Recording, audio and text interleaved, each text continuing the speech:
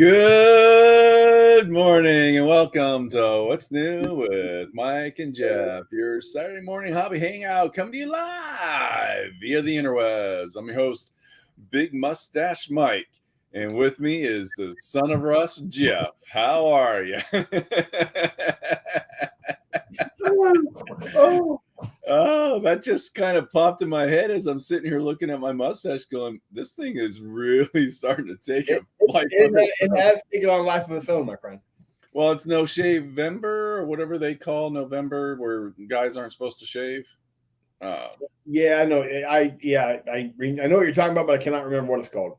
And at my place of employment, or as I like to call it, the evil empire of tyrannical authoritarianism, they allowed guys not to meet the grooming standard as long as they donated $50 to some charity cancer research thing. And you know me and my sarcastic ways, I'm like, yeah, I'm not going to donate. I'm just not going to trim my mustache for the month. So that is my goal. Well, and you know where I stand on that. They Absolutely. allow certain people to get away with not shaving because they can claim they get acne from not shaving. And I'm like, yeah, but don't we have a standard? Like, didn't they get hired knowing they had to shave? And don't they make things to help with their acne so that they can shave and they could have it removed with a laser? So I'm not making friends with the new chief. Let's put it that way. I can see that there's some frustration in your voice. I can hear it. Nah, me never. I'm never frustrated. I'm always nice and mellow. No, I'm just blunt. I'm just like, these are facts. If you don't like facts, you know what? Get out of reality. I get it. I am completely. When I was younger, I grew my beard, and for a lot of different reasons. The biggest one is I have this perfectly round face, and there were many times I would have jobs, and they go, "Well, you got to shave your beard." And I'm like, "No." No, I don't need the job that bad. So, Anywho, that's enough. But that's what I'm doing. My mustache is just like really growing, and I'm actually thinking about just letting it keep growing. I'm gonna find some really heavy goop. I don't know, maybe super glue, and start pulling it to the sides, and then do like a twirly thing. handlebar mustache. Well, I can't see, and that's the thing. Policy won't let me do the handlebars. Like I can't, but I can undercut it and then just like twirl the very edges, as long as it doesn't go a quarter inch beyond the corners of my lips. Those are some strict rules. Oh god, yeah, one of the stupid rules. Anywho, that's enough of my ranting. I think I think we've lost everybody. It is what it is, and that's it is just the way the world works, unfortunately. Yeah. And well, the other problem is, hey, there's Lenny. Hey, Lenny. How you doing? Lenny, what up, guy? As you know as well as I do, that it's in most situations, it's not what you know, but who you know. Yeah. Oh, that's all it is. And when you have a situation like you've got, you can a lot of people learn to game the system, which really drives me up a wall. Mm-hmm. So, especially when you work for a police department where it's all supposed to be about honor and respect and following the rules, and it's really organized crime of it. We have the Godfathers and the I did that job for quite a while, and I have a very firm grasp on what makes up police departments. Yes. So, and you know, it's worse. What's that? Fire departments. I've heard that too. I've never been there. I don't know. I know from my personal experience that there are a lot of guys out there that are dedicated. Well, first of all, I think policing isn't a job; it's a calling. Yes, it is, or it should be. And yes. I found that there's a definite mixture of people that are there because it's a calling, right. And those guys do a great job. And then there's guys that are there that they just want the security of a good job, and they do a good job too. But there's an element in there that is there for different reasons. Yes, and those are usually the upper ups. No, A lot of them. a lot of them are. But I said I've been in many locker rooms and I've been in many departments, and it's a difficult job that I've done in my early days, and I get a lot of what's going on and what they do, but there's just some guys out there that just shouldn't be given the power to give it. Oh, yeah. Yes, very much so. Anyways, let's talk about modeling. Yay! So you are in the process of moving, as we can tell from the back naked wall behind me, which looks just boring as all get out. Other than that, what this wall actually tells me is the sheer amount of drywall work I've got to do before I move out.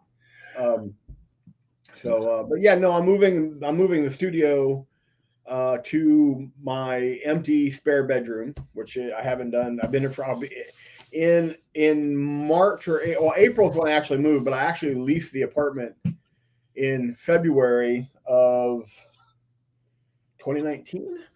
Yeah. Has it been that long? Yeah. I've been here 3 years. Really? I was supposed to move in March, on March 1st, but unfortunately Darren's mother passed away just 2 weeks before I was supposed to, or actually a week before I was supposed to move back. So I delayed my departure by 2 weeks so I could help Darren get through what was going on. And sure. And so I moved in March, but it'll be in basically April 1st or March 1st of 2022 will mark 3 years here. And I'm just now moving my studio into that spare bedroom. And so right now there's nothing under my table, which normally I have boxes and everything under here. Even my toolbox is gone, which usually sits right here. Right. After the show, I'll move the rest of these paint racks and then start tearing down my electronics and then the tables. And I've got to, because that room is slightly less wide, I've got to cut, I think, 2 inches off of one of these tables. I was going to cut an inch off the edge of each one, but what I'm probably going to do is just cut 2 inches off of this table. That way I don't have to mar both of them, because these are gorgeous tables. Yeah, those are the ones Cecil built for you, right? Yeah, he did a fantastic job. Yeah. One of the depressing things is I was going to task my son-in-law, who's a phenomenal carpenter, and he just does a lot of construction, a lot of drywall. I was going to task him with building me another table, but it's looking like I may not have the space for that. Well, you'll have to get settled in with what you have. Yeah. And then take another look around. Maybe you can go with an island. Something. We'll figure it out. You'll figure something out. The thing about this, as I'm doing it, again, you realize just how much crap you collect. And I don't have time right now to go through each individual piece. So what's going to be like, when you move into a new place, sure, you move in, you put the furniture where you want it, and then you have all these boxes everywhere. Yep. And so what's going to end up happening is I'm going to set everything back up on my table so I can get back online, get back to painting. And then probably once or twice a day, I'm going to go through a box and do the old keep, sell, throw away. Right. Yeah, and that's a hard thing. It's like, and I just have a philosophy. If I bought something, there's obviously a reason I bought it. Is it really something I want to get rid of right now? Because I bought it for a reason. Like, yeah, I may buy a lot of models with it. I'm not going to build them right now, but I may want to build them down the road. And if you sell them, then you may not be able to have them again, or you're going to have to pay more to rebuild, to refind it. Right. So it's like, do I just? Well, my biggest bugaboo, one of the things I've discovered is box upon box upon Ziploc bag of bits. Yes. I didn't realize how much I actually hoard bits. And what I normally do is when I have a bunch of, like when I finish a kit, I then go through and I snip off all the unused parts, because GW is really good at giving you all those extra pieces. Right. And they end up in a bag. And then that bag eventually ends up in a bin or a box. Right.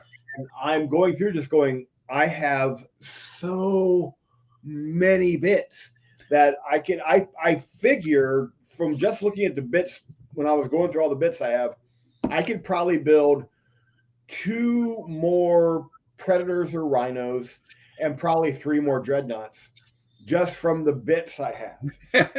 And from just where I bought a kit and I built it one way, or I bought a kit and built it a different way.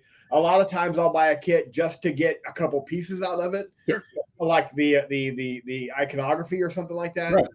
And then I end up selling off, putting it in either a bag or a box or a bin. I have way too many. Yep. And the problem is I can't sell them because no one's going to, I can say here $1 for a random bag of bits. You could do that. Yeah. So, well, people don't convert models like we used to. Yeah. Morning, Raymond.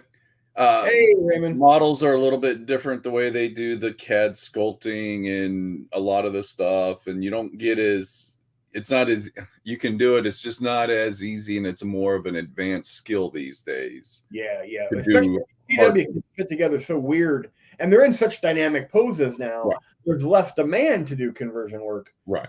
But yeah, I have a ton of bits. Well, and then there's also like Pop Goes the Monkey and all these other 3D printing companies that are able to 3D print something that you can just slap on to the existing model, or you don't have to do any conversion, yet it's still converted because you've added some bits to it. Yeah. So now the demand for bits, because you remember the Bitswagon and some of those other bit sites where they would buy kits, break them all down, and sell off the individual. Because like a Power Claw or a Power Fist was valuable, and you could only get it in a unit box. So that one little bit was like $5 because someone wanted that and they didn't want to buy the whole thing. But then you would sell off all the other stuff. Right. Well, I came across in my packing, I came across several boxes of Chaos Warriors. Or for the old fantasy battles. Sure. And I'm like, and I'm opening them up, and they look completely intact. Like I've never no heads on them. Except there's one head that it took me a while to figure out what it was, but there was a really gorgeous windswept head guy with long hair and a beard, and it's a gorgeous head. I bought 6 boxes of Chaos Warriors to get that one head. Right. And I went through and I snipped the one head off all the sprues, put all the sprues back in the box, and I'm like, what? But those Chaos Warriors, like, someone's gonna want them. You could sell those. And that's what I've got to sit down after this, and I'm going to have to take a couple hours a day and just go through this stuff, and again do the keep, throw away, sell. Yeah, it's just a hard thing, because especially what do you really throw away? Like, yeah, you might throw empty boxes away, but you're not going to throw models away. But well, I did throw a bunch. There were a bunch of plastic Space Wolves I had that were like from the first Space Wolf box set that ever came out. Right. That were just hideous. And what I really find funny is I find them hideous today, but when they came out, I'm like, these are cool. Best thing ever. Now I'm going, yeah, I'm never going to build these things. And I just kind of taught, and it wasn't a complete sprue. It was just, again, the bits and bobs that I hadn't snipped off. And I'm like, yeah, I'm never going to use these. So in the bin they went. Yeah. And I also made a point, anything I thought Raymond might want, I threw away. Whole bunch of Necron stuff. I just said, nah. But all the old Necron stuff isn't even relevant for today's armies. No, not at all. Not and the orcs are kind of I've got tons of my old fantasy orcs, because I have so much of that stuff. Right. I'm good because I can still build hundreds, 1,000 points armies using the old fantasy stuff. Right. But it doesn't translate into the new orcs. Like, my old fantasy orcs don't look good at all with the new Age of Sigmar stuff. No. So, and now the irony about yesterday, and I sent you a text about this last night. I'm going, oh my God, I've got so much crap. I've got to stop doing this. What am I doing? Then there's a knock on my door, and there's UPS handing me a box of models. And I'm just dying when I see that, because you were like, You're Yeah, just you're just like beside yourself with all them. You're showing me photos of all your boxes and everything, and I'm just like, oh my god, I'm never gonna move. And then boom, you get more stuff. and I said, yeah, I got Wilhelm Chaney. I'm like, and I was like, yeah. And so I literally this morning was going to crack it open so I could build it on the show. And then I went, that's just one more built model I've got to worry about. I'm just going to leave it in the blister, and I'll build him when I'm all done because I'm going to be just as excited about it then. But last night, I'm sitting after I took the picture of it and sent it to you with the whole look irony of ironies. I'm complaining about all the models I own. I just got a shipment a new one today, and I was like, no, I'll build him later because I don't want to have to try to find a place to put him. Because that's the other thing. I've got so many. Because I'm really bad because I go from project to project to project to project. I do my commission stuff, and then I have days. And I one of the problems when I do my own stuff is I want to build some. I want to work on something I want to work on. Right. So on many occasions, I'll go, nah, I'm kind of bored with that. I'll build something new. Or I'll work on. So I have like a dozen partially worked on projects that I've been trying to find a place to store till I get back, and I'll get back to them. But it's just like it's a nightmare. And that's just how you and I are. We kind of like, if you look at my desk right now, I've got two 1/32 scale Gaslands cars I'm working on. I've got my Orc trike I'm still working on. Plus I've got my Thanksgiving project, but up above me, I've got about 5 other projects that I started and kind of abandoned, and I'll get back to it one day. You know, you just kind of go through that cycle. Like, well, if you look here, I used to have those 2 big shelves that were right here. Yeah. The first shelf was my weathering and other accessories like my metallics, all my AKI stuff, all that stuff. But on the top shelf were a lot of little projects I wanted to work on. But in the corner, there were several boxes, and I guess I didn't forget. I knew they were there, but I kind of put them out of my mind. Sure. There's my entire Imperial Knight Army that I was working on up there, where I've literally got probably 6 different knights that are all assembled that I'm now just doing some conversion work on that I can't work on right now. So I shoved it up on top, and I'm finding a ton of stuff like that. Yeah. And that's what happens when you start digging through. And once you start going through the closets, you're going to find other projects that you packed up. And it's the life of a hobbyist, though. That's what we do. We kind of bounce around and we see the latest shiny project. Good morning, Adam. Morning, Adam. And we jump onto the latest shiny project, and then someone like me, or we go, hey, let's do Thanksgiving, and we're like, let's work on a tank model, and then we pull out a tank model, so other projects get pushed aside. And speaking of that, you should watch today. Your Orc Beast Boss should be there today. Yes. Well, I got to go tackle a sink. So I have a sink at the rental house that has just been killing me. I just for whatever reason I fix it and it leaks someplace else. I've got a phone number you can call because I call it and they just show up and fix it for me. Yeah. Oh, that's what I rent. I'm sorry. I am the phone number. So, but yes, I am going to keep my eyes out. I'm excited to see that project. You know, I used to pine when I was younger about owning my own house. That was the thing I wanted to do. Yeah. And now that I no longer own my house and I rent, I'm like, why did I ever want to own something like that? Yeah, I don't know. There are many adult reasons for it. Andy and I don't have children, and we don't plan to leave anything to anybody. Like, we have no connections with our nephews and like my brother's kid, anybody. We have no connection with any of them. Right. Like, I'm basically going to pay off a house to leave it to the government because I have no one. If I wasn't so much older than you, I'd say, could you adopt me? And I'll take that responsibility. Yeah. Well, I think you and I are racing to that finish line. We're neck and neck. In a race, I think that's the only race that I can actually beat you at. Dying first. Yeah, so we'll probably end up just like leaving everything. It's sad to think about it, but I do think about. Yeah, but my thought has always been this, because I actually had that thought when I'm looking at. There's a closet with all my model kits that I just wanted, and I'm going, man, I'm never going to have all these built. And then I thought, man, if God forbid something happens to me in the near future, my kids are going to have to deal with all this. And then I had this one thought that made me feel better. I'll be dead, so I won't even realize it. Well, but you have grandchildren, so Dean may pick up the hobby. Yeah.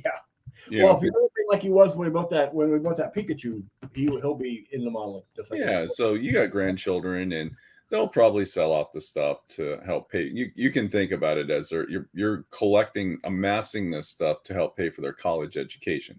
If it works that way, yeah. You know what I'm saying? Like me, unfortunately, it's like, yeah, can't leave my dog. But you're enjoying it, and that's really all that matters. Oh fuck yeah, I enjoy the hell out of it. I'm kind of like, yeah, I'll be dead. I don't care.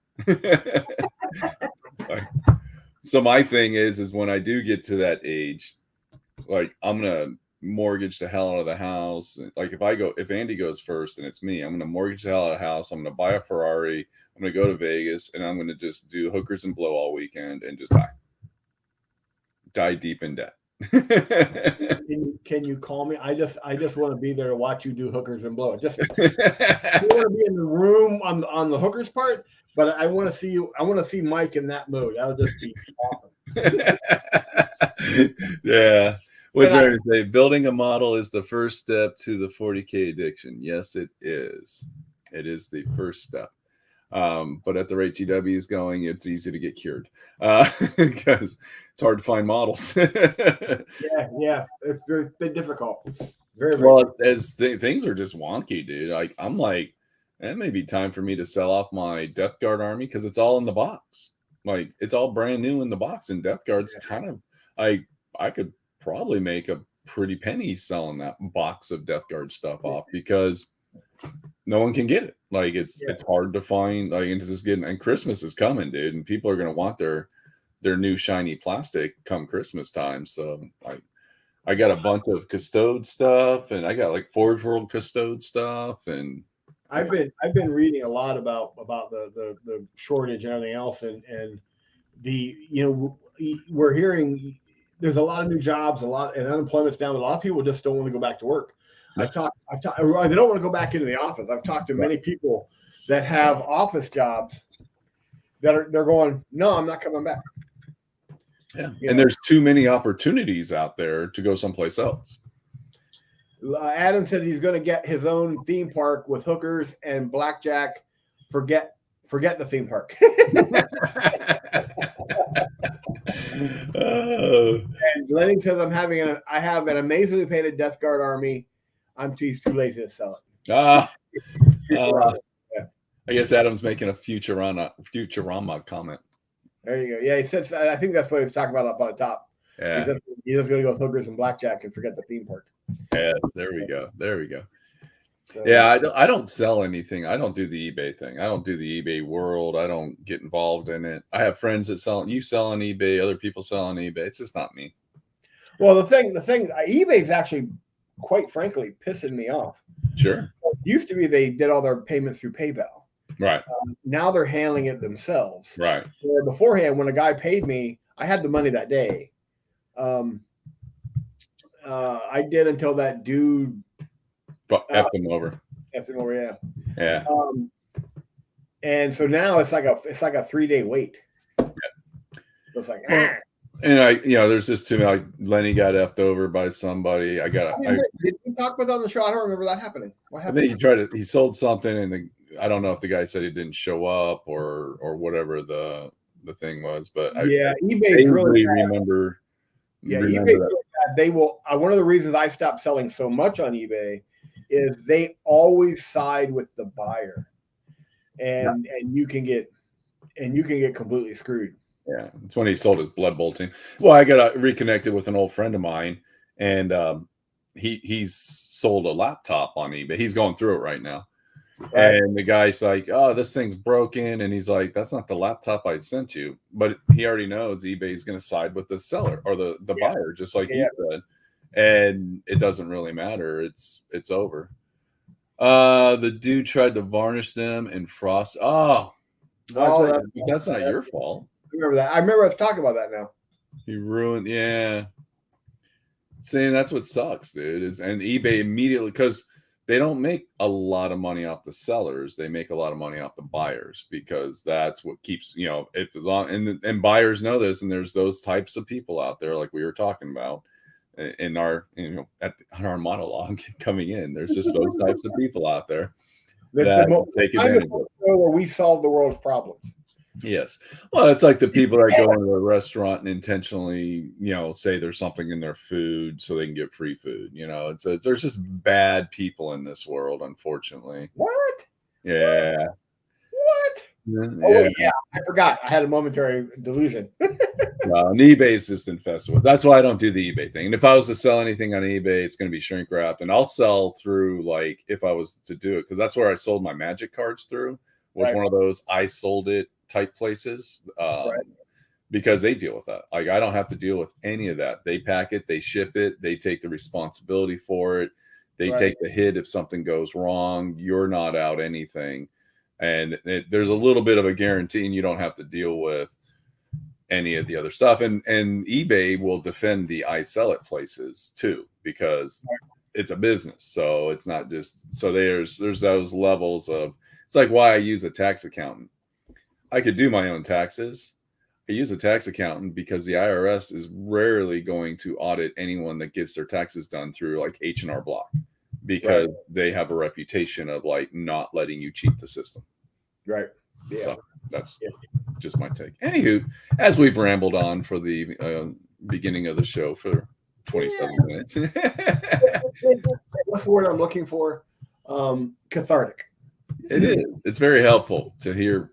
Well, we don't get to do this at the table anymore. So no. Well, the other cool thing about it is I am actually kind of loving the fact that I'm here by myself. Because as you probably know, I'm not a people person. Right. Well, I can be when it's work related. I can be a people person, or who I'm talking to. Right. But this is actually the most I've talked in a week. It's your therapy session. Well, no, I see my kids. They'll pop in from here and there, and I'll have conversations. Sure. But most of the time, I'm talking to my cat if I'm talking to anybody, because it's just been me, and I'm freaking loving it. And the nice part is my kids are close now, so I want to go see my kids. I can. Right. I've kind of made a gaming group where we play Blood Bowl once or twice a week. Right. And we're going to start Saga next weekend. We would have been playing this weekend, except for two things. I'm moving my tables, and Historicon's going on this weekend up in Valley Forge. But yeah, so I kind of cultivated a gaming group out of the old offices of Battlefront Miniatures, and we've been playing Blood Bowl, which I've gotten my rear end handed to me on two separate games. And we're getting ready to start Saga, so I'm in gaming heaven. So, are you guys playing at Battlefront's headquarters or warehouse? We have been, we play in their conference room, and they've got an area where we can make it. That we used to make it when I was there was a game room, but they've grown so much they're now using it to store a lot of their show stuff. Right. But they have a conference room we actually game at. Do they have a place to store terrain and stuff? Yeah. Oh, sweet. And the cool part is they've got all the cool GF9 terrain. Easy access. So I should send you the Great Hall, because it just takes up this massive amount of space on mine. Yeah, but shipping that thing's going to be a fortune. Well, it won't be no more than how much it costs to buy it. That's a good point. Well made. So, and it would be used and enjoyed, where now it just sits and collects dust. This is the problem with terrain. That was the other advantage of me doing what I'm doing, because I came across a lot. Because I've got, Saga, you don't need a lot of models. Right. And I've got a fourth already painted, but I had bought a lot of resin and metal stuff that I hadn't done anything with, and I came across the box of that while I was doing all my moves and stuff. Well, it's one of those things. Like, what was cool about Saga is you bought like a unit box. It was just a standard plastic box of Vikings or whatever. Well, you'd get like 20 models in it, because historical models are sold and packaged a little bit differently. Yeah. And you're like, I need 4 of them. So you've got plenty of leftovers to do other things with. Yeah. There's all kinds of cool individual character models. Yeah. Yeah. So, yeah. Yeah. I've got a ton of those too. I got all the character models painted. I just don't have a lot of my rank and file guys done. So. Yeah. Well, and not even really rank and file. You're going to either put them in groups of 4. Was it 4, 8, or 12? 4, 8, or 12. Yeah. Yeah. Like, because like 4 models usually represent your better units, right? Like your bigger, better fighters, and then 8 models are your middle of the road, and 12 are just your conscripts. Conscripts. So what I liked about the army construction for that game, it was so simple. It's like it was. Here's my leader. I paid 2 points for this, 2 points for that, 4 points for this. I'm good to go. Yep, absolutely. It's real quick. There was no. I love the system. The system's just fantastic. So. It's that dice resource system. It's like, we play 40K, and it's like, all right, this dude always gets to shoot in 40K. Like, I always get to shoot, I always get to charge, I always get to attack. But in Saga, it was that dice pool. It was got to roll these dice and allocate these dice, and depending on the symbol of the dice determines what I get to do. And it just made a level of, I don't want to say it was complexity, but randomness, to where you had to change your battle strategy every game, every turn. Every turn, because you didn't know how. I mean, there were some things you could pretty much guarantee you're going to be able to do, because your odds of getting those dice up were fairly common. But it was getting those elite special moves, where a lot of times in 40K, if you're within 6 inches of this guy, get this special ability. Right. Or in Saga, you got to roll those. You got to roll two of these symbols to be able to use that, and it's only good for that. And then. Depending on your opponent's tactics or the fact that you may not have set up properly, you got to waste them because you can't use it because it's kind of random. So, or your opponent got all the cool dice last turn and got to do some really cool things. Now you've got to counter those moves. Yeah. And now you need to do some really cool things, or you have to sacrifice, or you have to do things. That's what just made that game. Now, when it first came out, because we were so used to traditional rank and file, move, shoot, combat games. When it first came out, it was really like, this is weird. But once you started playing it, once you got a few games under your belt, you're like, I kind of like this. Yeah. Well, I went straight. I mean, I tried historicals early on, back in the 80s. I was playing Johnny Reb, or I played a couple games of Johnny Reb, and quite frankly, historical gamers just turned me off, and I avoided anything historical for years. Sure. And then so I was pretty much a 40K, Blood Bowl, Necromunda. Yeah. Those were the games. And then when I moved to Arizona, you introduced me to Saga, and I was like, "Oh, I'm loving this," because it was an added aspect to the game I'd never experienced before. Because it's historical, but it's not a historical game. Right. So it's like historical simply because you're playing with Viking. That is the only historical aspect of it. Yeah, there's some fluff in books, and there's some terminology that is very Viking based. Yeah.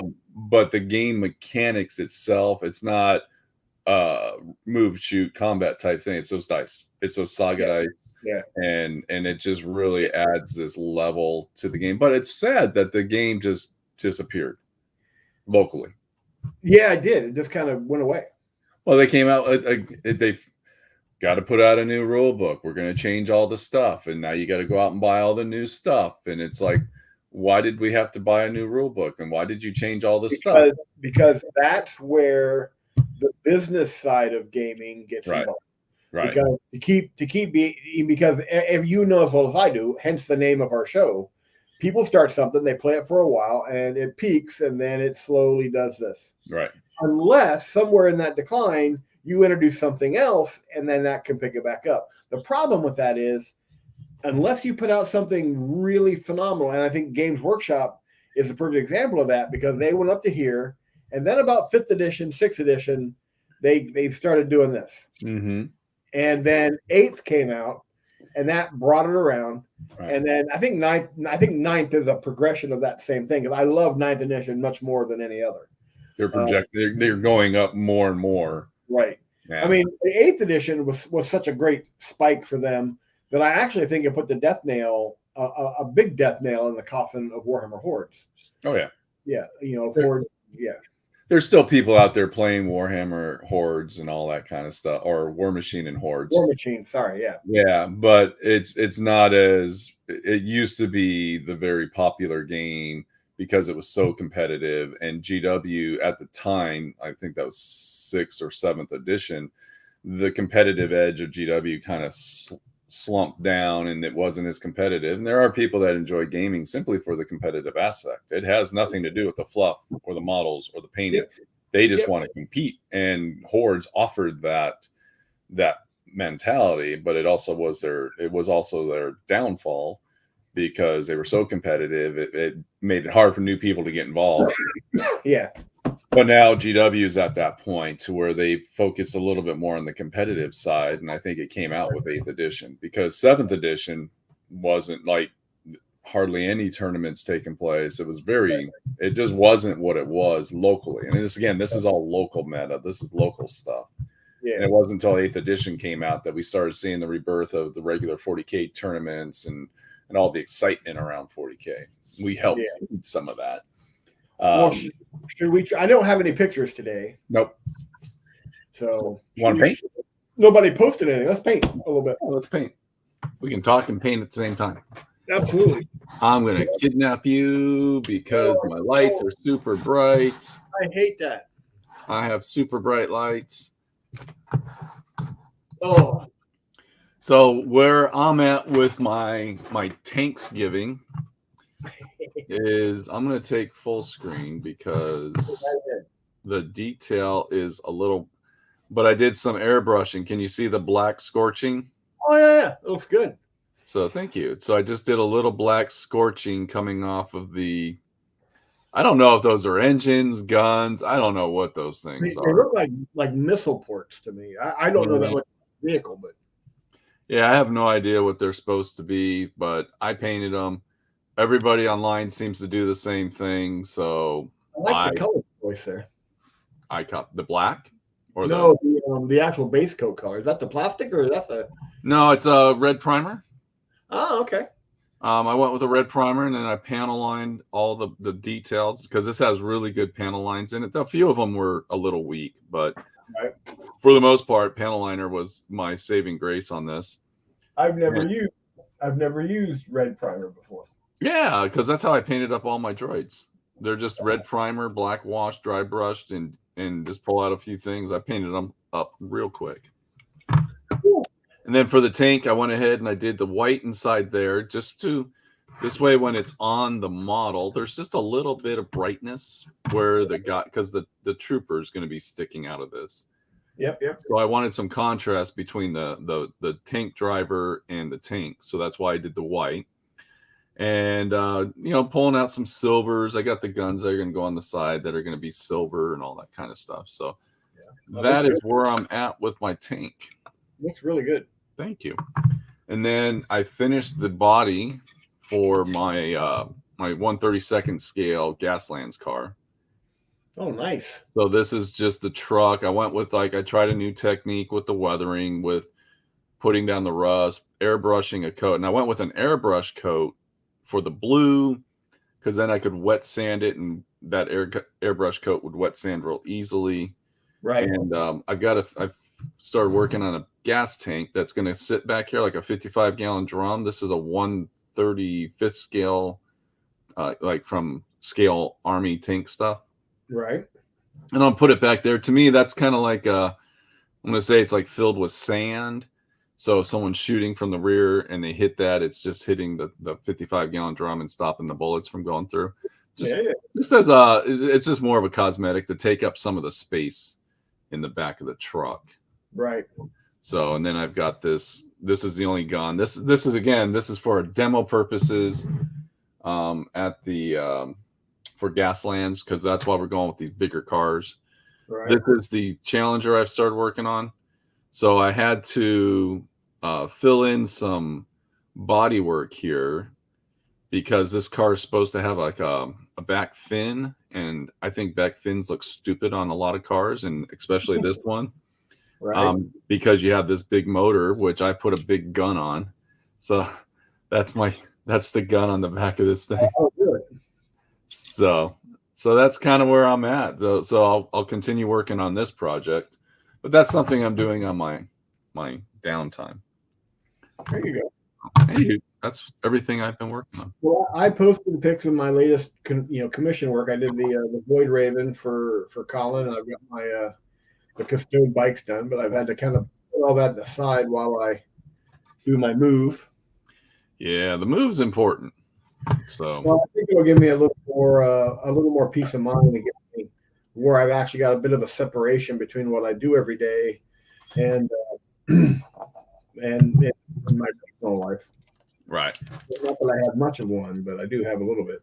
Yeah, but you need to find that space in your home where you can just decompress from.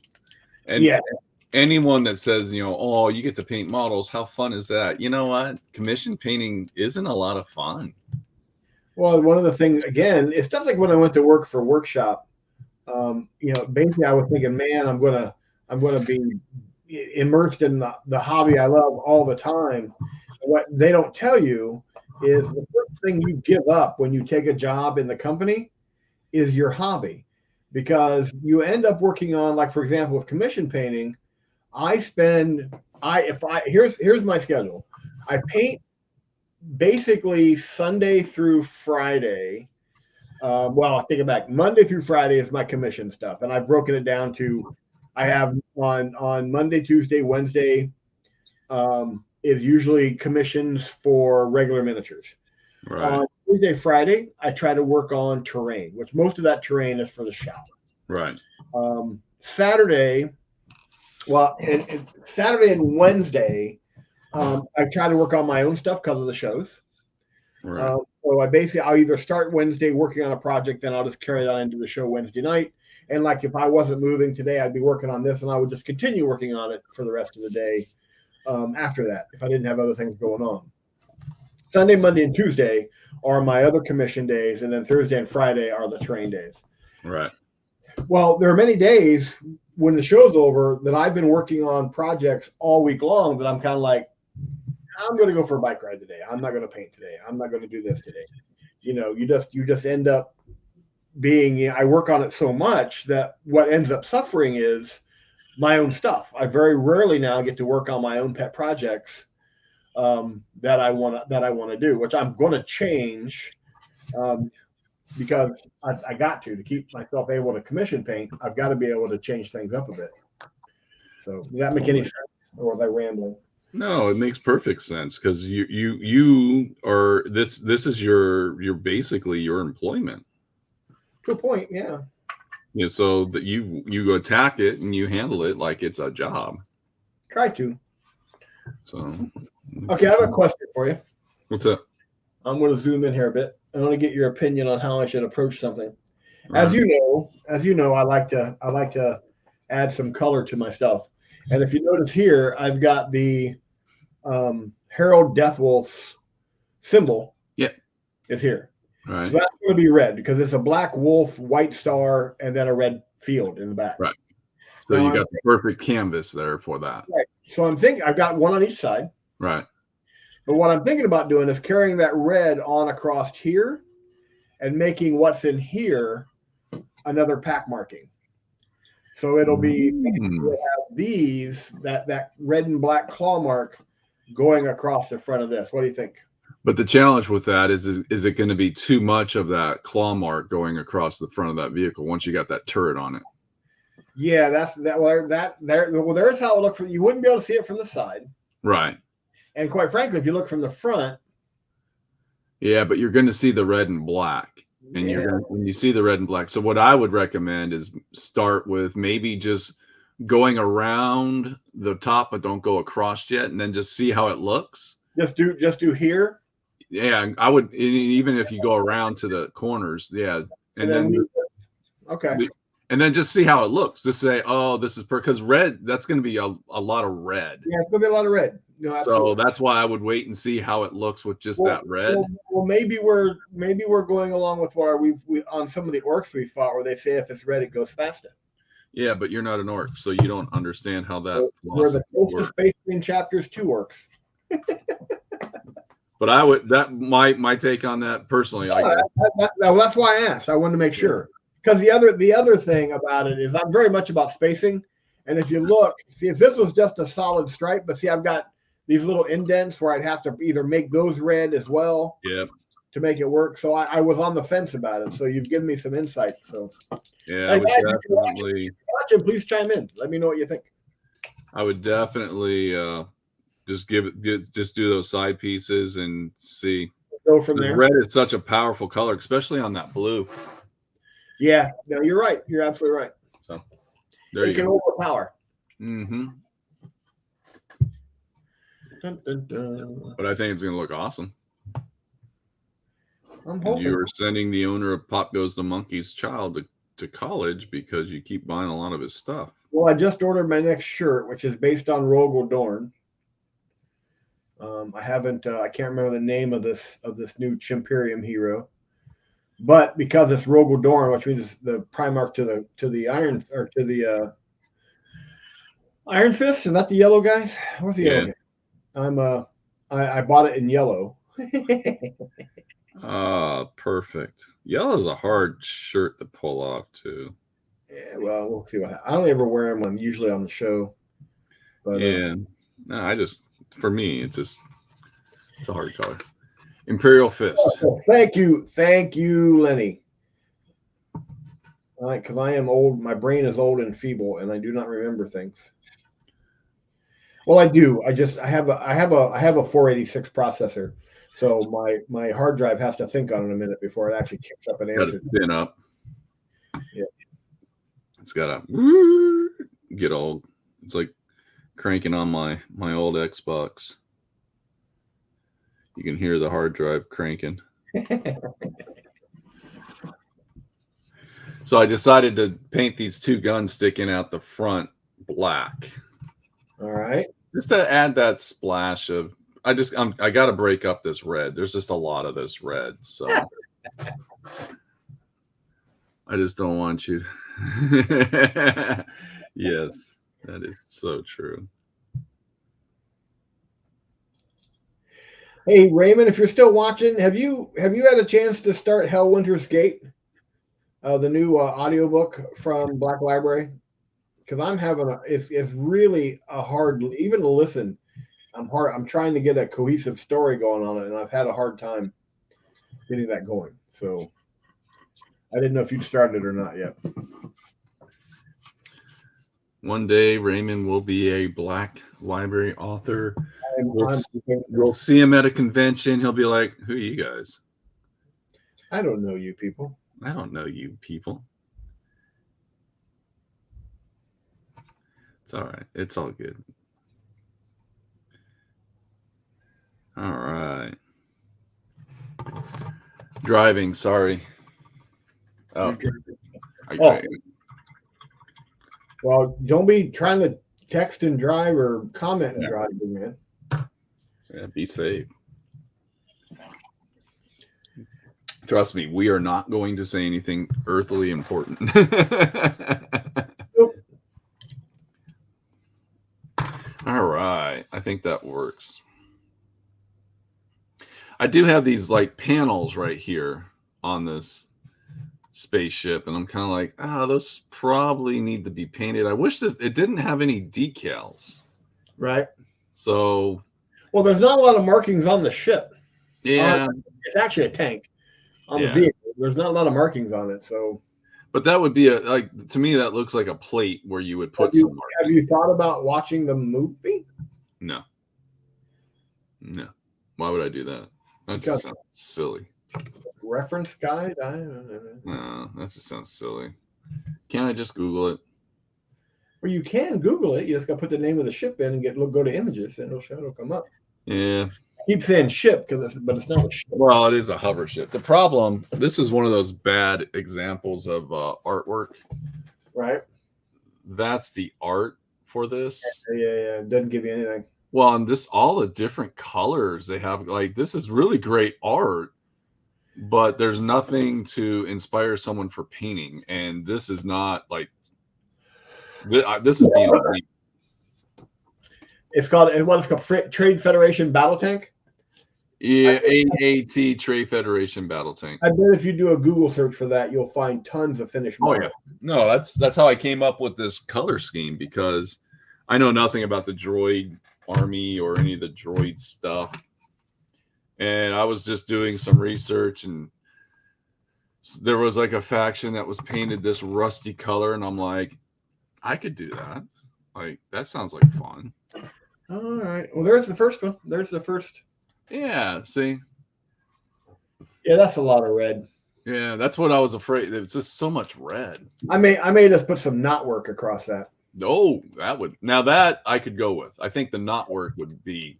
I think I'll find some. I'll get one. Look at some of my vinyl stencils, and I'll stencil knot work in this area here. That might work. Yeah, because you could do the knot work with a base of black and then glaze a little bit of red over it, so it's not as red. But you see how I gave it a little wolfy look. I give you, of course, there's the Herald Death Wolf symbol, and then I've got the actual shield on the side, which I like.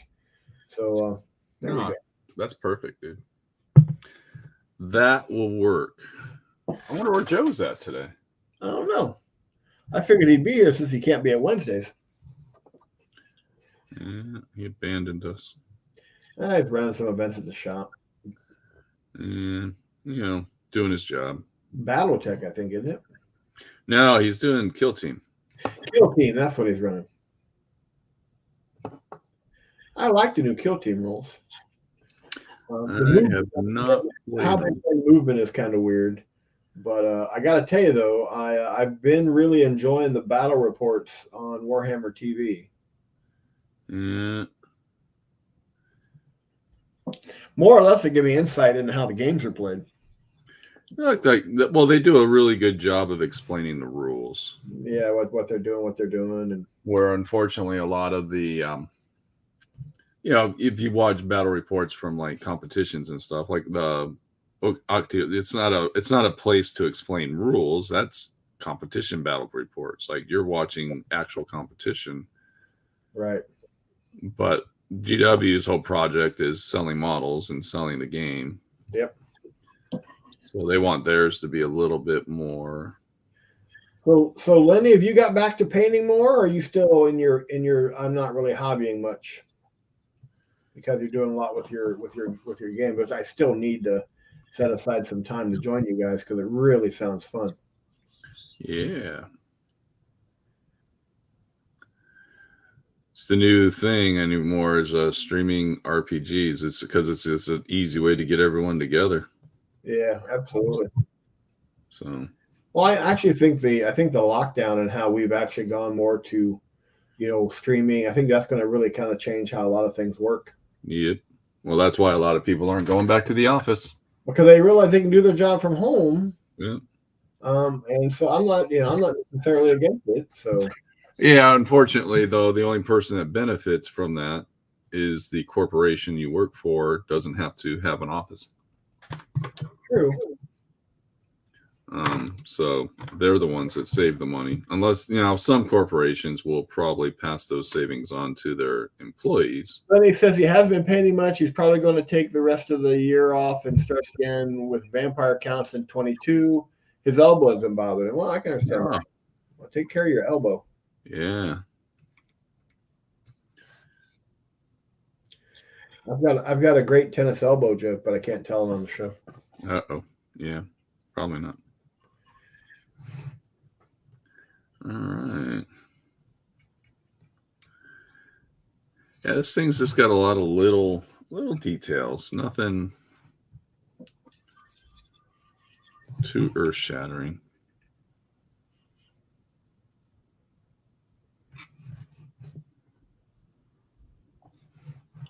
Yeah, it was fun airbrushing. It was just good to break out the airbrush and do a little detail work. Nothing exciting, but haven't airbrushed in a while.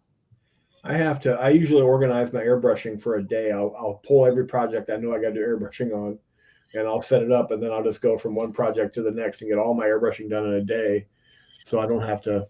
Because for me, I don't have a permanent station yet, so. I don't want to have to keep tearing down, I got them already set up, but to prep my room and surrounding area for airbrushing takes a bit of time. Yeah. And Lenny wants to get you in a Call of Cthulhu game. I do. I know that I haven't been ignoring it or avoiding it. I have just been have so much going on right now. As soon as things calm down for me, though, buddy, I will be in touch. So don't think I'm avoiding you, because I'm not. I really want to give it a try because I love Cthulhu. Of course, I haven't played it here, so I'll probably have to have you tell me what dice to roll. Actually, I did. He's also saying I can join too. I played in it one of the a session of their Call of Cthulhu, and it believe it or not, the new mechanics of the game are super simple, and they'll you just pre-gen. Lenny will pre-gen your character for you. You just tell him what you want. He'll pre-gen it, and you're good to go, man. You just start acting your part. That's fun. I'm Bruno, a bass player in a local jazz band. You're a bass player? Shocking, huh? Sounds like a stretch to me. Well, yeah, because I got to play an upright bass, so it is a bit of a stretch. Ravens okay time. No, I haven't purchased the audiobook, so I haven't listened to it. I've been as far as 4 chapters, and I'm having a really hard time. The book it doesn't put together a great solid here's your story arc. So I'm trying to. So I've literally started over to see if, because one of the problems when I listen to an audiobook is I'm doing other things. So I keep thinking I've missed something. So I'm going to start again, and this time just kind of have it on where I can actually pay attention 100% of the time. Because I'll be painting and have it on, and then a moment I'll go, they'll be talking about something like, okay, how the heck did we get here? Wait a minute, hold on. So I was hoping maybe you'd actually read it and could give me some insight into the fact that it does have a coherent storyline at some point. And then, of course, on the weapon pylons here, these are going to be the Macragge Blue, which I like, that I like so well. Where I always make the weapons that blue cover. Yeah. These are going to be that blue. So we're going to work on that. There you go. Look at that. It's coming along. Yeah. Yeah, I think that doesn't give me too much red. All right. And then I think with the blue knot work across the front here will be nice. Yeah, that'll work for me. I'm good to go. I got it. Yeah, you just got to get your move finished so that you can get back to work on it. I'm actually excited about the move. I'm so tired. So. Because I'm doing it by myself, so I'll carry one load. What I did was I basically gridded out the room. So there was the one shelf in the corner that had all my commission projects I've got to get done. That I moved that first, and then I did the bottom half of my table area, and then the top half of that same area, and then today then I did the bottom half of the table that I'm sitting under now. And then this morning after the show will be the top half, and then the electronics. So I've got a whole plan on how to get it done, but it's like I'm just so exhausted. It's just constantly. And you're just moving from like room to room. Like, Could you imagine if you were moving from building to building or house, place to place? Yeah, absolutely. You're like A Few Good Men. Jeff realized he was leaving his room for the rest of his life, and he hasn't packed a thing. Oh, sorry. Some people like that last minute pack. Well, that actually one. I don't know. Maybe he liked to pack in the morning. So yeah. I'm in movie quote phase here. Oh, I finally got to watch Shang-Chi. I haven't even seen that yet. It's on Disney. It's on Disney Plus now for streaming. Okay. And I watched it last night, and I have to say, I liked it. All right. Maybe we'll watch that tonight. It's been a lot of Christmas movies on. I actually watched one Hallmark Christmas movie this week. Yeah. It was Katie Sackhoff, who I am a fan of. I don't know who she is off the top of my head. I'm sure I know her, but Starbuck in the new Battlestar Galactica. Oh yeah. Okay. I didn't know she did Hallmark. Well, Hallmark Channel. Yeah, I didn't know she had Hallmark shows. She did a movie. She did a Christmas movie this year. Sweet. I'll have to try to find it. The only reason I watched it was because because she's a motorcycle enthusiast. Right. She does a lot of charity rides, And when I found out they had cast Starbuck as a female in the new Galactica, I was one of those guys, and it's actually the reason I don't do it anymore. I was one of those guys when they announced the reboot of Battlestar Galactica. I was like, nope, not my Galactica. Ruin my. I was that guy. You ruined my childhood. Gatekeeper. Yeah, pretty much. And then, like when the first pictures of the Galactica came out for the new show, they were not great pictures because it was one of the leaked pictures. Right. I was like, this doesn't look Galactica. I'm not going to this show. This is complete crap. And I was so disappointed in my reaction to it, giving it a chance. What's going on? Oh, I'm trying to find a brighter silver. Sorry. It sounds like someone is attacking you. Yeah, well, it is I have to go let my cat out. Hang on a minute. Oh, recorrection. I have to let my cat in. There you go. Come on. Yeah, Die Hard is still a Christmas movie. Yes, it is, Raymond. Die Hard is still my favorite Christmas movie. My son-in-law and I argue about that. I argue mostly because of the fact that I'm loving to argue with my son-in-law, who he views. I was like, Die Hard is not a Christmas movie, but it kind of is. Yeah. It is. But because of Katie Sackhoff and my my adamant, I am not, her being a woman, blah blah blah. I have sworn off being that guy, the gatekeeper, as you call it, and I follow her on many social media things because, again, she's a motorcycle enthusiast. She just seems like a really nice person. So when she said she had a movie on Hallmark called Christmas Sail with as in sailing, right? I gave it a look-see, and I like the odd Christmas movie, and it wasn't too bad for a made-for-TV Hallmark movie. Well, and when Battlestar Galactica first came out, like rebooting movies is always a challenge, and I didn't even know who she was. Yeah. So, like, I don't follow movie stars, and well, right now I'm a member of J. Michael Straczynski's Patreon, and Straczynski was the writer and creator of Babylon 5. Right. Which for me is my favorite science fiction show ever. It actually bumped Star Trek out of that category. Now Star Trek is my second favorite. He just basically announced on his Patreon page, that he has written a pilot script for a reboot of B5 on the CW. Right. And I'm like, awesome. But there are so many haters out there that are just losing their crap because it's not an extenuation. It's not a continuation. It's a reboot. What are you doing? And I'm just like, okay, guys, just relax. Take a pill. Just be thankful B5's coming back in some format. Give it a chance. Looked like Lenny felt the same way about Katie Sackhoff. Yeah. Her and Trisha Helfer, the girl that played number 6 on B5, the blonde bombshell. Yeah. They're both motorcycle enthusiasts, and they do a lot of charity rides, or they did. They haven't done one since all the COVID stuff going on, but they're very, very active in the motorcycle charity area. And I hope to someday actually be able to attend one of their rides. Raymond wants to know what the story of Babylon 5. Hey, Joe. Joe, how you doing? Straczynski was basically, when he made Babylon 5, he kind of sold the rights to Warner Brothers. They have all complete rights to Babylon 5.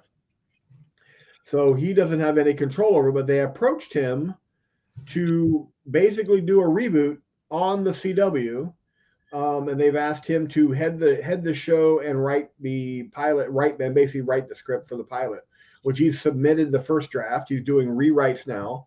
So it could still go away, but the CW, Warner Brothers, is looking at a Babylon 5 reboot at some point in the future. So I'm a member of his Patreon. He's the only person I follow on Patreon. So if I hear more, I will definitely announce it on the show. But and here's the thing that fans aren't understanding. they can't do a continuation of Babylon 5 because all the actors have grown and Well, some may or may not even be here anymore. Babylon 5 has been hit massively hard with a lot of the cast members having passed. Right. 1, 2, 3, 4, 6. 6 of the cast members have passed away. So that means you have to do a reboot because you have to reestablish new actors and reestablish the plot line in a modern day tech way. Right. Because things have changed, technologies have changed. Like just trying to pick up and leave off where it would just be a terrible show. Just like Battlestar Galactica was not a continuation of Battlestar Galactica. Right. It was a whole new thing. Right. With just some of the underlying concepts from Battlestar Galactica. Well, the other thing, and Straczynski made a good point when he was commenting on his Patreon, he's not the same writer he was when he created it. So he has a lot of things, you always have that. You and I experienced it with painting models. We always look at a model we did years ago, or, even within the last 12 to 13 months, you go, man, I wish I'd have done that a little differently. For example, my Ragnar Blackmane, I painted him with black hair initially, and then went back and said, why did I do that? I should have done it differently. I should have done him like the original blonde, like he is in the original canon. Right. Straczynski's the same way. He's like, there's so many ways did things that I thought I did okay then, but I'm not the same writer. I've advanced a little bit. I've got a little broader perspective. I'd like to do something a little bit different. Right. I want to address Raymond's comment. The CW so they probably want to target it to teens. Actually, they're not. That's one of the things Straczynski's not. They haven't. He's talked to them about that. They're not really wanting to make it a like one of the superhero shows. And with Straczynski, I'm fairly confident it's going to be something a little more mature. At least I'm hoping. And that, according to him, that's what he's going for. And again, though, he could not get the show done at all. And Joe says Battlestar Galactica would have been better as a continuation. I disagree. I kind of liked the way they took it. I mean, not that a continuation wouldn't have been good, but I was so adamantly against Battlestar Galactica on a reboot, and that when I actually watched it, I only had a couple questions about the end that kind of made me scratch my head. Right. But I can't say that I haven't had that for other shows as well. Almost any show. So. Well, hopefully they'll do a good thing on it. I was never a Babylon 5 fan. Never watched it. So. It's actually it is my single favorite sci-fi show. Does it hold up?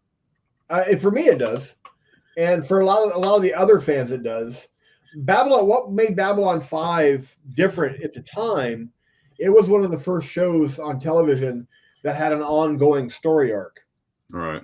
Like for example, if you watched all of them, and then you go back and we rewatch them, which I do. I actually once a year I binge watch the entire 5 seasons. You'll pick up things in the first season that don't come to fruition until like season 2 or 3. But they're little nuances, and that was what made the show great. It was actually the first show that did that to that extent. Right. And then there was also the aspect that all the special effects were CGI. There was no practical model work or anything like that done. It was all CGI. So it was very modern at its time. Now, unfortunately, the special effects they did, some of them don't stand up to today's standards, but the HBO Max has a remastered versions on, which they've just done recently, that are actually pretty good. Let's see here. Joe says BSG never clicked for him, and I get that, buddy. I really do.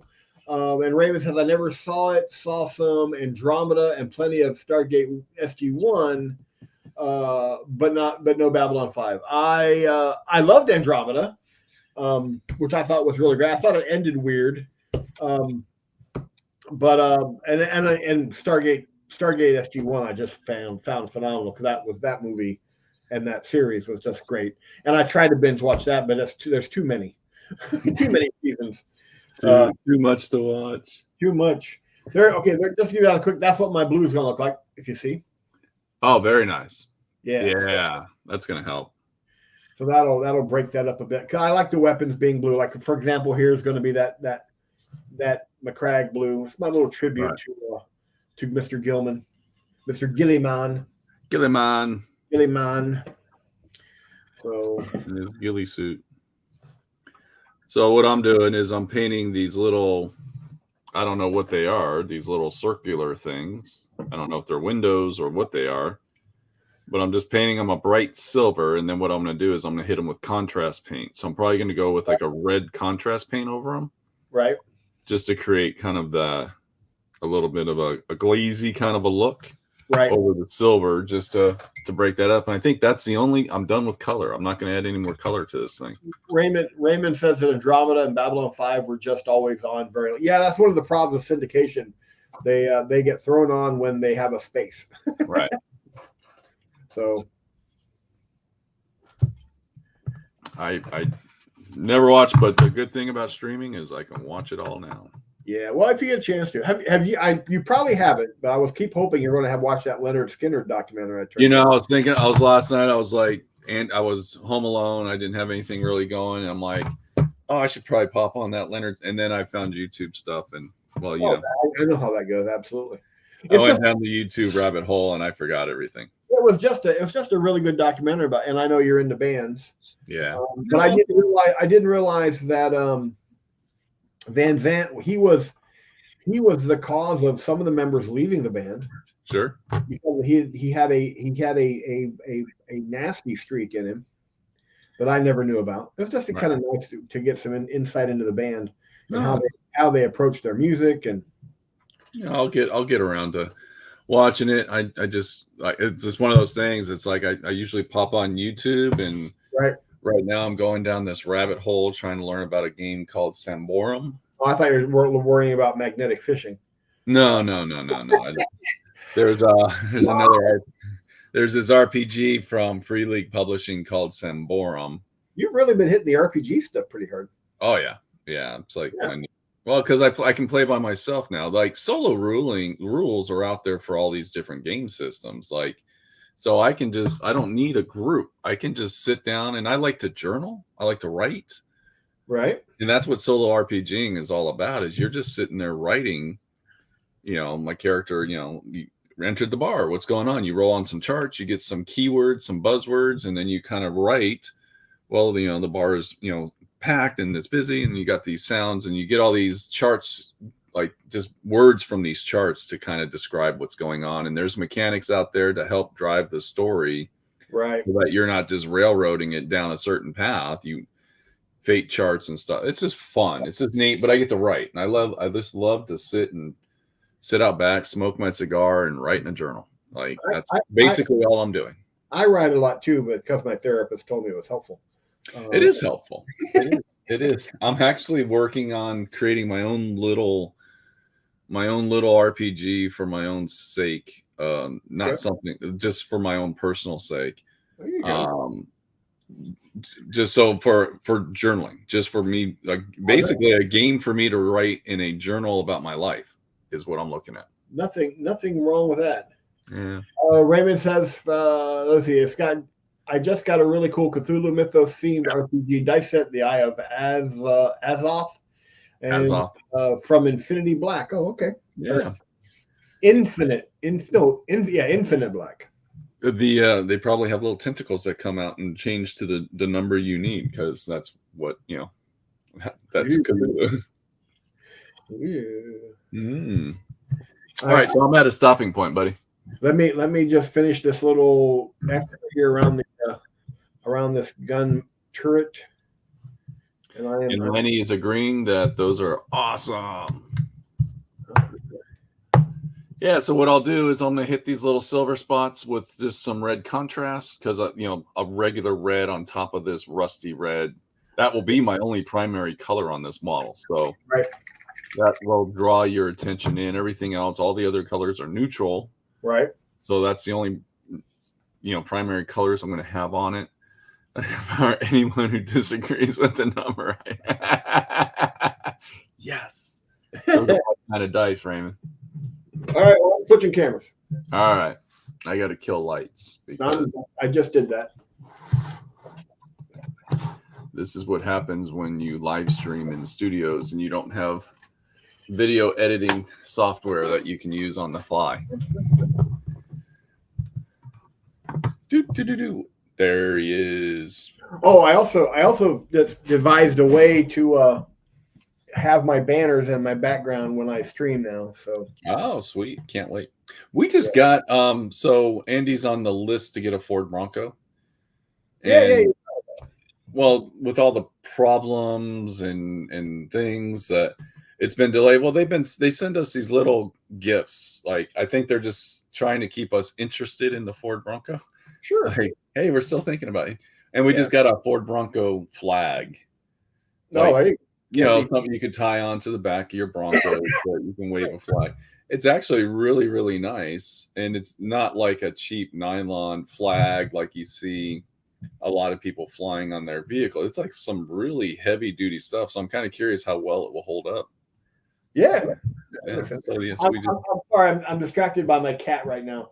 Jack, I have a bunch of stuff piled on my bed, which normally when I let him in, when I'm live streaming, he'll just lay on the bed right here.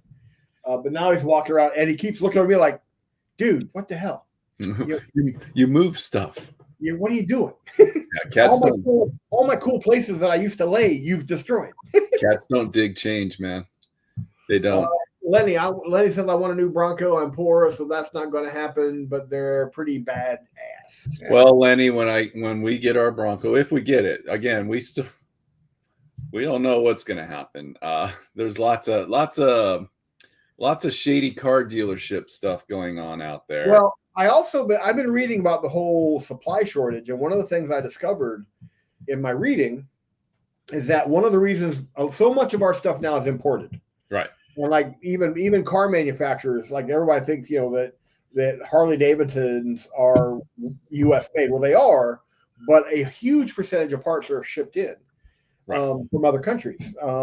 And even though we were kind of coming out of the pandemic, a lot of the smaller countries where these parts are made, those factories haven't opened yet. Right. Because they're not in the same position that we're in as far as the U.S. Right. And that's one of the things that's causing it. So they can't get a lot of those parts. So I'm wondering if that's going to impact your Bronco at all, because that's what's impacted it so far. Right. And it was the hard top. We want a hard top one.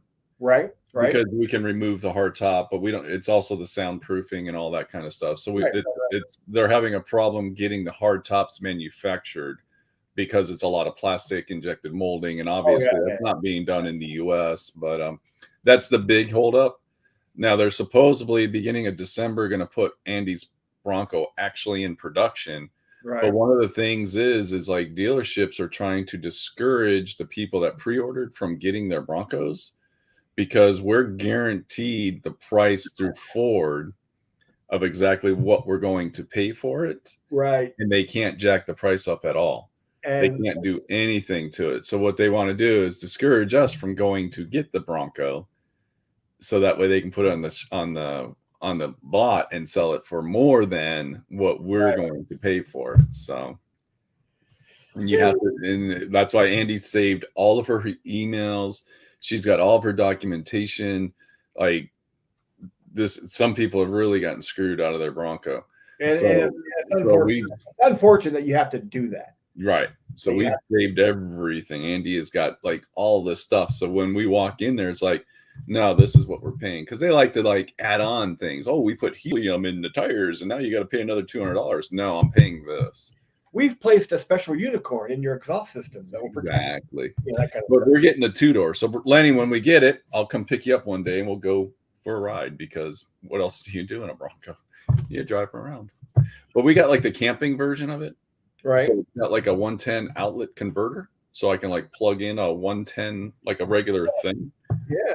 And that way we can go camping. And like if we had to, like whatever, I charge a cell phone or just plug in a TV or whatever. It's got a little converter thing to where, or if we're just driving, we just want to plug something like I had a Dodge Ram that had a that feature on it, and I could plug in 120 or 110, and it had the converter on it where actually would make. So I actually at one point in time I had a tree fall on my driveway, but it was so far out I didn't have a gas chainsaw. I had an electric one for trimming. Right. And I was able to take my truck down there, leave my truck running, plug into that converter, and was able to run my saw from it. So, Oh, Raymond, I love it. What else are you doing for? Wait for a tow truck. well, most trucks like that are found on road dead. So, Yeah, fix it. Fix or repair daily. Yeah, fix or repair daily. Yeah. Don't care. You know what? My wife's gonna be happy. I have never been a Ford fan, and for the weirdest reason, I don't like the way their interiors are designed. I've never have.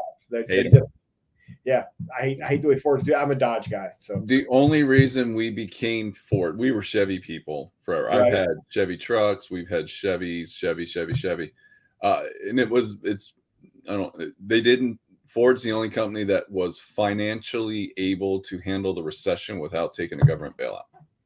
Yeah, it makes sense. Yeah, so to me, it just shows, okay, the company itself is good. Like they understand finances and they were prepared. And so it's just, to me, it was like, well, let's give, and that's when we got our first Ford. Right. That was why we got our first Ford. It was like, it was just during that weird time. Yeah. I get it. So we got one and it's like, good. It's not bad. But the seats suck. I hate the seats. I've never liked Ford interiors. That's a bit, and it's silly, but that's the only reason. And I think Chevy actually paid theirs back. Actually. No, they did. No, it was just, but they were just from a business standpoint. Yeah, it just showed that they were a little bit more fiscally responsible with their money. And as a business, they were pretty solid. So we just made one of those weird decisions in our lives. Like, well, you know what? And don't know if Chevy's going to be around. Well, I'm a Dodge guy. I'm still a Dodge guy. Sure. When I bought my 2001 Dodge Ram, because I knew going into it they had a reputation of transmission failure. Yeah. And I bought it anyway because I just loved the truck. And while I was taking it for a test drive before I committed to buying it, the check engine light came on. So I pulled it back into the dealership, and I said, "Yeah, I want it," but the check engine light came on, and this is where Andy's doing the right thing. I go, so before I buy it, I need to have that checked. So while we're doing the whole paperwork to buy the thing, I went, "Wait a minute, the check engine light. There's nothing in the documents." So he wrote me. They printed out a contract that said whatever the check engine light is, we will fix regardless. Right. It was a transmission. I took it down there. I took the truck home, and a week later, I was supposed to bring it back in and have the check engine light done. And because I bought it that day, and I took it back in, and the guy calls me, and he goes, "Yeah, the transmission is going out. We got to replace. We got to put a new tranny in it." And he quoted me a price, and I said, "No. I bought it. I have a piece of paper that says you're going to fix it." And I actually had to physically go down there and show it to them. And they went, "Okay, yeah." And they ended up having to eat the cost of that new tranny. They put a whole new transmission in. And the cool part was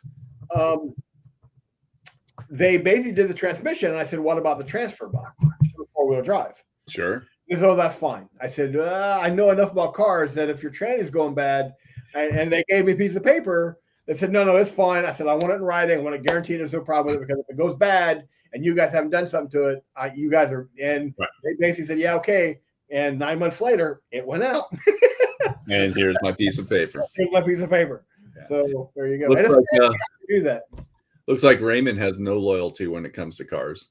Whatever gets him from point A to point B. Yeah. And I'm kind of that way. I didn't know Lenny had a Dodge Ram also. He loved it. Yeah. Another thing Lenny and I have in common. He rides motorcycles. I ride motorcycles. So I'll take my Bronco up against your Ram any day, and we'll have a head-to-head collision to see who wins. That's extreme. Well, you got a Ram and a Bronco. I know, I'm saying, but it's still extreme. I tried that with my Dodge Ram, but it was with a tree. You lost. I was working a crap ton of hours. I was in the middle of all my health issues, or not in the middle, but I was heading into my health issues. And one evening on the way home from work, I fell asleep, and my Dodge and a tree met. Yeah.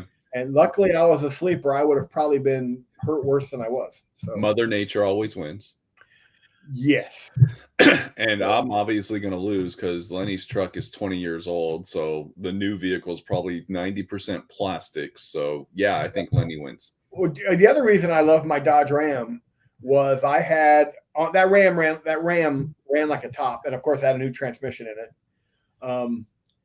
I had 240,000 miles on it. Damn.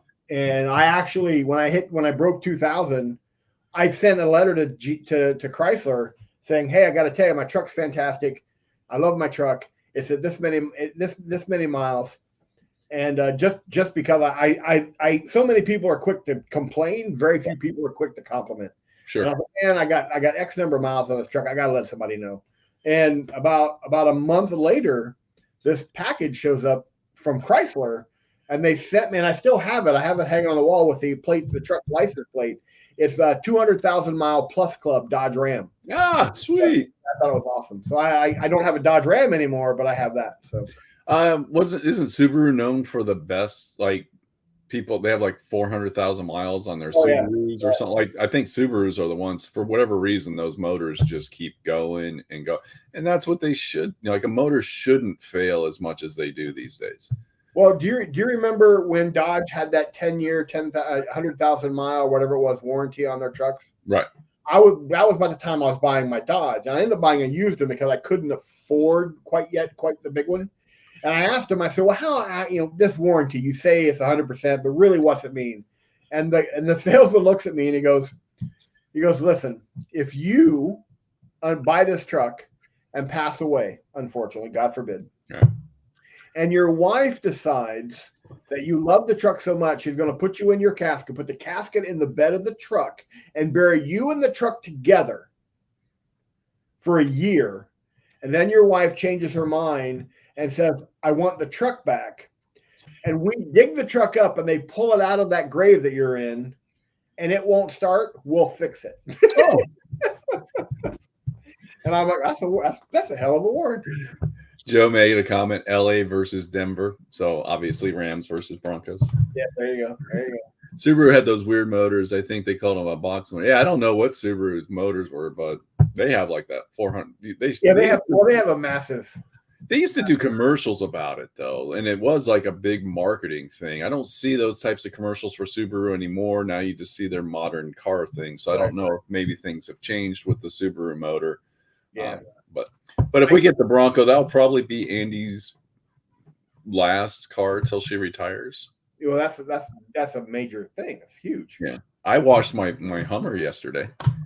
I washed my car once a year, and yesterday was I was like, I'm gonna wash the Hummer, and I washed it. Now I won't wash it for the rest of the year. I have to clean my bike once I'm done with this move because it's getting ready to go into storage. Yeah, so I gotta do some winter prep work on it and stuff like that. So it's like a V motor, but the cylinders lay flat. Maybe that's the concept. Maybe because they lay flat. Yeah, it's instead of being like a V8, they're flat. Yeah, and so maybe I forget what they're called. They're a panhead or something weird.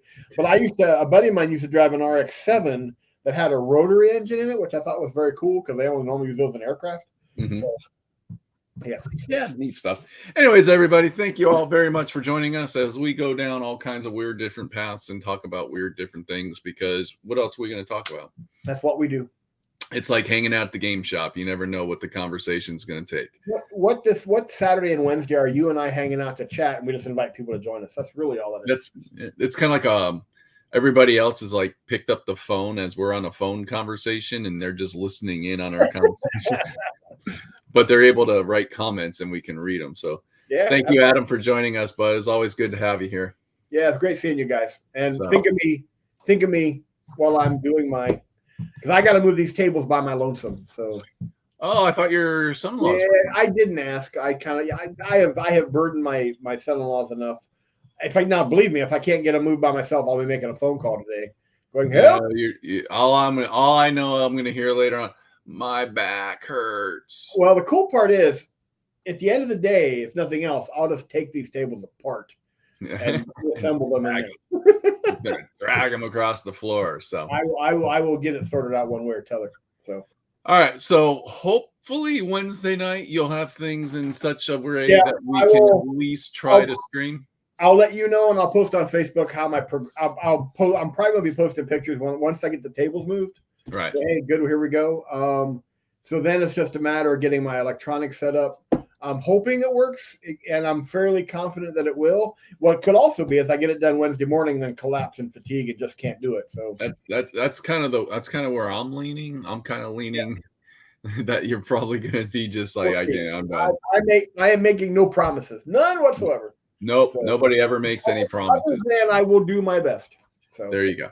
So maybe we will be optimistically surprised if we stream. Yeah, on Wednesday. On Wednesday. But if not, definitely. I can guarantee next Saturday. Absolutely. Yes. Yeah, you should be able to get it all done in a week. Yep. You may gripe a little bit, but you'll get it done. I may be like this. Well, and then we got Thanksgiving the week after that, and then I'm on vacation the week after that. So we're going to be out. We're going to be out for a bit as well. Well, my vacation's only going to affect the Wednesday night show. Okay. Because we come back on Friday. Well, I plan on streaming the night before Thanksgiving. I'm not worried about that. Yeah, I'm not worried about that. Just other people may have things going on. Absolutely. So yeah, I'm free then. We have no plans for Thanksgiving. We're just sitting around the house all day. So yeah, just doing turkey stuff. But I think we're gonna watch. We're gonna rewatch all the Mandalorian for Thanksgiving. Kim would like to know what time. Oh, I guess you're going over there today. Kim would like no time. I'll probably be over there around 10:30. Because she's got to drop you off at work. So I'll probably be over there around 10:30. If that time doesn't work, let me know. Joe, could you please go through my hold pile and ring it up for me under my account and text me with the amount so I can know what to send to Cody? $1,529.52. That was the amount of my last trip. I know it's not going to be that much. So, but yeah, for Thanksgiving, we're going to rewatch Mandalorian. The only reason we would have pushed the rewatching, like we're going to push the rewatching of Witcher back to closer to when the Witcher is going to start. Right. But with Mandalorian, we're pretty comfortable just rewatching it now because the Book of Fett's not going to really be a continuation of the story of the Mandalorian. So it's going to be a new. So it's just kind of just having something on TV during the day just to watch. Yeah, absolutely. I get it. I get that. Well, and the Mandalorians it's just great stuff. It's a good show. And maybe I'll be able to get a Razor Crest and start working on that one day. I know, but we only have 2 coming. Yeah, well, you can get. I'm probably going to sacrifice mine because they've only got 2 coming. So it depends. Well, and I'll probably do the same because Darren should have customers get those. We're not really customers. I'll try to find one online if I can, but yeah, he'll get more. I'll just wait. Like Bandai's are hard to get a hold of, and once they come out. So, but we'll give it a try. But I think a lot of the limited numbers is just like GW. They just couldn't produce as much as they wanted to produce. Yeah. I'm sure they'll produce more as time goes on. Trust me, I got plenty of other things to work on. I don't need them. As much as I want to work on a Razor Crest, as well as I do, I will buy it. I will open it. I will ooh. I will ah. There'll be a little drool, and I'll put it back in the box, put it on the shelf. There you go. So that's why I'm like, Darren should just sell them because when he gets enough in for normal stock, then I'll pick one up. We'll go from there. All right. So, anyways, thank you all very much. We will catch you. I'm going to be on the edge of my seat waiting to see if we're going to be streaming on Wednesday because you'll know by Tuesday night. All right. It will be an awesome surprise. So everybody have a great weekend and we will see you soon. Bye. See you guys.